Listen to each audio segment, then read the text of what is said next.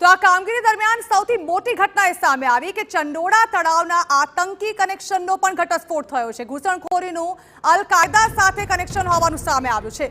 2022માં એટીએસે ચંડોળામાંથી અલ કાયદાના આતંકીને ઝડપ્યો હતો। ટૂંક સમય પહેલા 4 ઘૂસણખોર બાંગ્લાદેશીઓની અટકાયત કરવામાં આવી હતી। ગેરકાયદે બાંધકામોમાં ચાલી રહી હતી આ ગેરકાયદે પ્રવૃત્તિઓ બાંગ્લાદેશના ઘણા આતંકી ચંડોળામાં રહેતા લોકો સાથે જોડાવા પ્રયાસ પણ કરતા। ચંડોળામાંથી થતી હતી ડ્રગ્સ સહિતના માદક પદાર્થોની હેરાફેરી।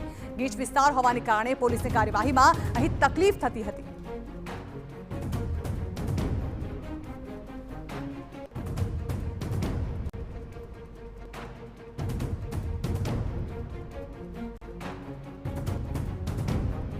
चंडोला तलाव में पहला तो हूँ आ चीज बतावा मांगू छूँ कि चंडोला तलाव में 2022 में गुजरात एटीएस द्वारा 4 AQIS अलकायदा इंडिया सब कॉन्टिनेंटनो जो आतंकवादी હતો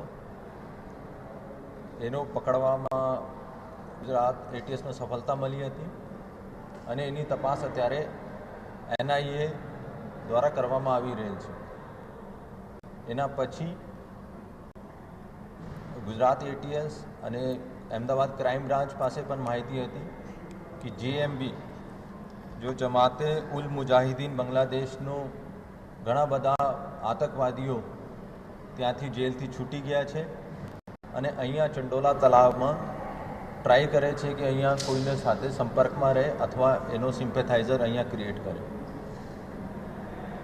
इसके अलावा चंडोला तालाव में घना बधा ड्रग्सनो केसों भूतकाल में थयेला छे।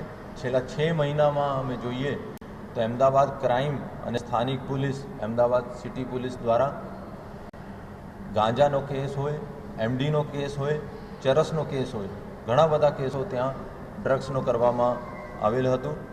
त्यांथी घणी बधी ड्रग्स पण वेचवामां आवती हती अने ड्रग्सनो मोटो कार्टल पण त्यांथी ऑपरेट थतो हतो અને એનું કારણ આ પણ છે એટલી બધી ગીચ વિસ્તાર હતી જ્યારે કોઈ પોલીસવાળા જાય અથવા કોઈ એજન્સીવાળા જાય આ લોકો એલર્ટ કરી દેતા હતા જેના કારણે સફળ કેસ કરવામાં ઘણી મુશ્કેલી થતી હતી।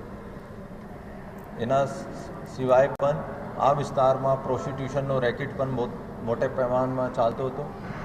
ગઈ વર્ષે અમદાવાદ ક્રાઇમ બ્રાન્ચે એક કેસ દાખલ કરવામાં આવ્યા હતા અને જેમાં 2 નાની બાળકીઓ નો રેસ્ક્यू કરવામાં આવી હતી અને આજે પણ લાલવ બિહારીનો ફાર્મ હાઉસમાં જોયો કે કેટલા બધા AC રૂમ હતા અને અત્યારે जो बांग्लादेशी लड़कियों को पकड़ा गया है એમાંથી પણ ઇન્ટેરોગેશનમાં જાણવા મળ્યું કે આ લોકો તો અમદાવાદના